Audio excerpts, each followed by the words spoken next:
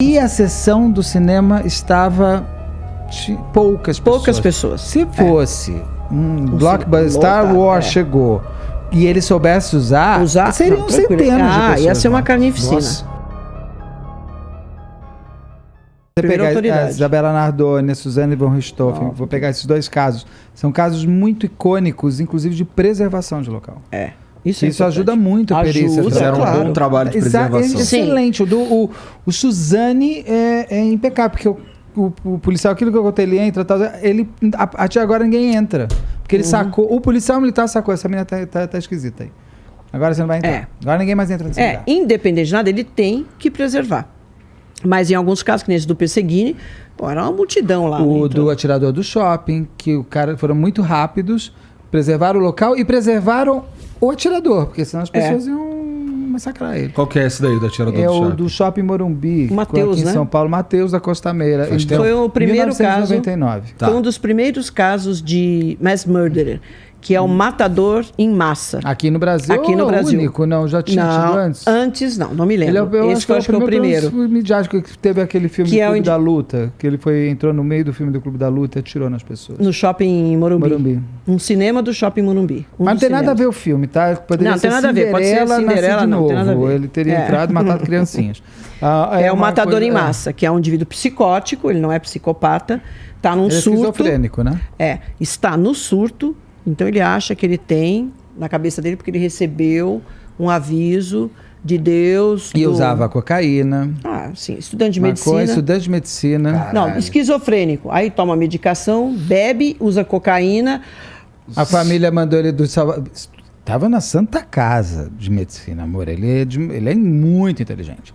Ele era de Salvador, mas a família vai estudar em São Paulo, uma família de médicos, inclusive. Não, tô brincando, não tô dizendo que os pais mandaram, mas também, se você é médico, você tem filho esquizofrênico, você tem que ficar ainda mais perto, né? Tem que ver que pelo menos ele tá tomando a medicação correta e não tá usando droga, né? Morava sozinho no centro de São Paulo? Eu acho que sim, ele morava sozinho, surtou e ele ia se matar. O matador em massa, o objetivo dele é esse. Ele chega a dar um tiro no espelho do... Sim, ele se olha no espelho do banheiro e faz pá. O que acontece? Ele quer matar aquele maior número possível de pessoas que não tenha nem ligação direta com ele. Pode não ter. É que nem o cara que sobe no prédio e fica atirando nas pessoas lá embaixo. Esse do Texas, acho que foi do Texas, o de Las Vegas. No mundo, nos Estados Unidos é direto. É todo dia. É direto. Aí o pessoal fala, mas o fato deles terem acesso à arma de fogo. Sim, arma de fogo é um facilitador. Mas se ele não tem arma de fogo, ele vai usar outra coisa. Aqui no Brasil, em Minas, que é o caso do Damião. Ele era funcionário daquela creche, você vai lembrar desse caso. Ele já estava afastado para tratamento. Ali no Nordeste? Não, em Minas. Em Minas Gerais. Aquilo que ele faz. Aí o que ele fez? Ele não tinha condição de ter uma arma nem nada, ele pega a bicicletinha dele, passa no posto, compra gasolina, vai lá, joga gasolina nas crianças, na professora, nele e atia fogo. O outro do facão também em Santa Claro que Catarina. A arma é um facilitador. A gente não pode deixar de colocar isso. Porque é muito simples você... Não, eu acho que além de um facilitador, ela consegue produzir mais mortes. O atirador do shopping só não matou mais gente. Só me lembro que eu entrevistei todo mundo e tal. O delegado. Eu entrevistei o PM que estava no dia, que chega e faz... que pegou o Mateus, porque ele comprou uma metralhadora semiautomática e ele não sabe usar. Ao invés de ele pegar e botar no modo que é... Ele pôs em tiros únicos. E a sessão do cinema estava poucas pessoas. Se fosse um blockbuster, Star Wars chegou e ele soubesse usar seriam centenas de pessoas. Ia ser uma carnificina. Nossa. Ele matou quanto? Umas 20 pessoas? Não ele ele matou 3 e feriu acho que 5 ou 7 pessoas. Uma das pessoas que morre é mãe da Hannah, que eu chamo de amiga, mas eu não vejo ela há muitos anos. Mãe da Hannah era publicitária que estava com o namorado. Morava ali em Genópolis também. Me lembro que foi meio espantoso. Esse aí é um caso de um serial killer, né? Esse é um tipo de serial killer, que não é psicopata, ele é esquizofrênico, né? Todos agem dessa forma. Então você fala, mas ele não está morto. Sim, porque alguém, segurança do shopping, alguém chegou próximo, chegou rápido, porque senão ele ia se matar. E esse caso tem as suas teorias as pessoas querem aumentar, que é por fermento. Também esse filme, Clube da Luta, super violento, porque também é um esquizofrênico que está no filme, blá, blá, blá.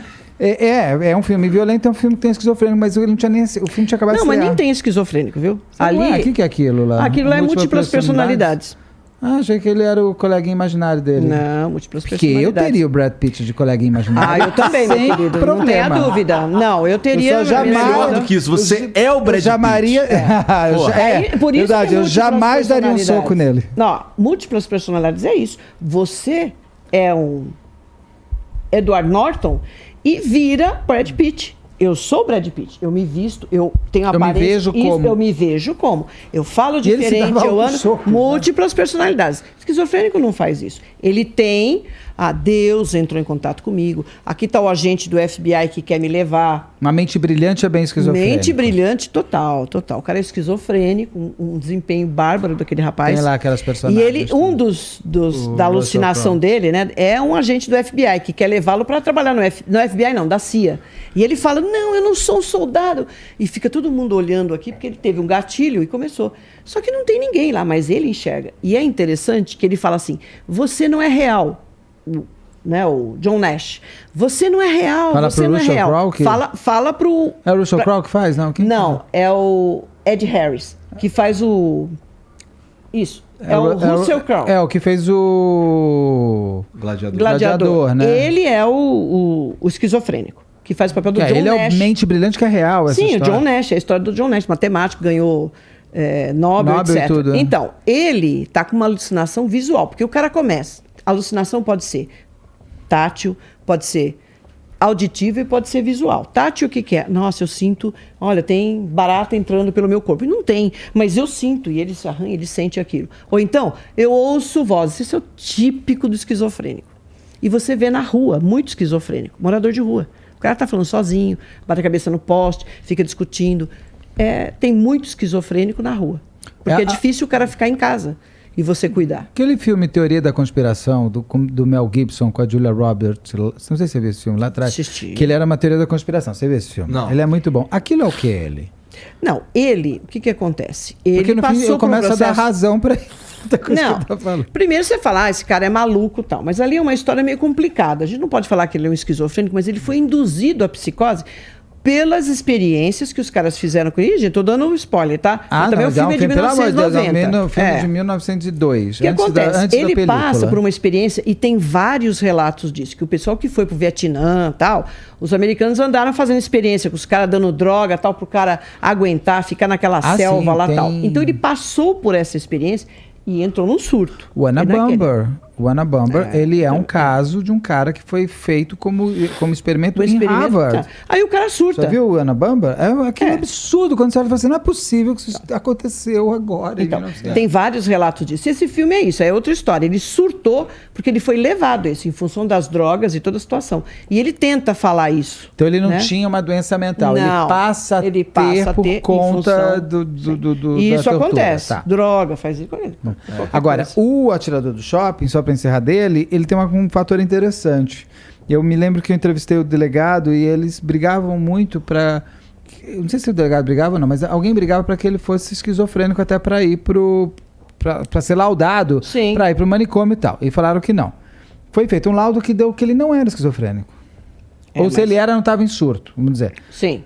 E aí ele vai para a cadeia... E na cadeia ele tenta matar um cara. Aí ele é dado como esquizofrênico. Como diz o Guido Paloma, não tem como você ter sido esquizofrênico e passou. Você é. Ele é esquizofrênico. E ele estava no lugar errado. Porque um esquizofrênico tem que estar no manicômio judiciário, tomando remédio. Aí ele ficou. Ele estava aqui. Foi para Salvador. Então conseguiram levar lá para Salvador. E tentaram soltar ele. Como é que me tentam soltar esse homem? Ele atirou um monte de gente.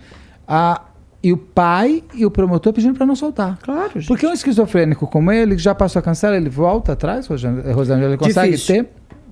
Ele pode a qualquer momento surtar. Já passou aquele limite. É tipo Glauco. É como um psicopata que mata. Ele pode ser um cara terrível, não tem consideração com ninguém, quer botar a mãe internada para ficar com a grana. Mas nunca matou ninguém. A partir do momento que é uma opção, tá? O psicopata não é que assim, sabe, ele nunca pensou em matar. Não. é uma opção, uma alternativa como outra qualquer. Maníaco do parque. Antes ele não matava, ele estuprava. Sim. A partir do momento que ele mata, ele começa a matar só. Não, mas ele já é um serial killer. Mas antes ele não matava. Ele era mas é um processo, né? Vai começa, chegando, vai passando, vai subindo degraus. Passou aquilo lá.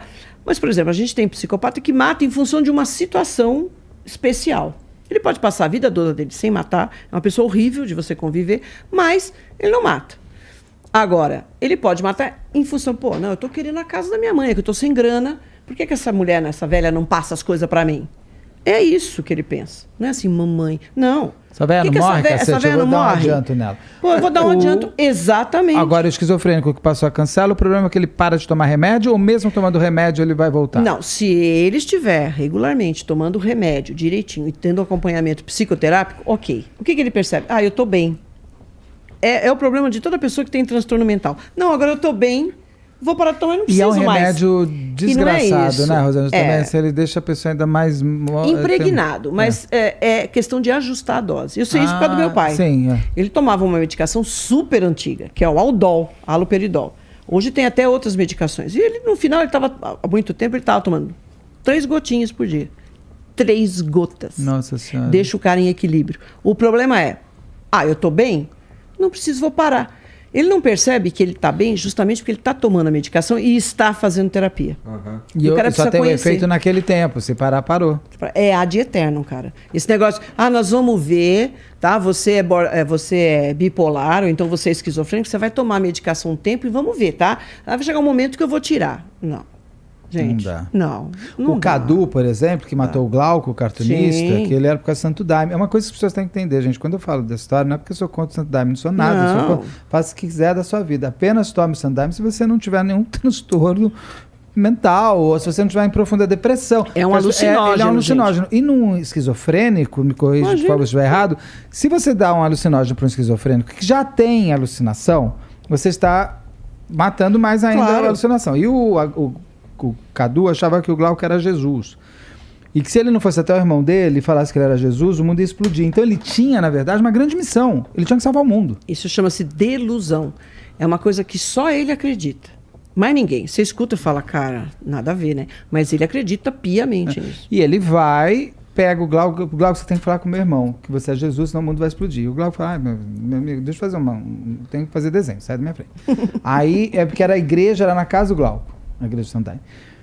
E o Cadu chega uma hora que ele pega uma arma, daí consegue a arma. Porque falam assim, mas como é que ele compra a arma? Porque o Dr. Guido sempre fala, apesar de ele estar em surto, ele sabe raciocinar. Ele sabe raciocinar. Ele sabe fugir, ele sabe tudo. Claro, pesquisar na internet. As pessoas acham que o indivíduo que está em surto, ele está babando, parado, olhando para cima. Não é isso não, gente. Ele está em surto só.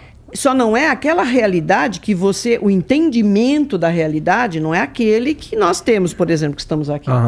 Sim. Entendeu? Mas ele procura na internet, o cara vai lá, ele pesquisa qual a melhor munição.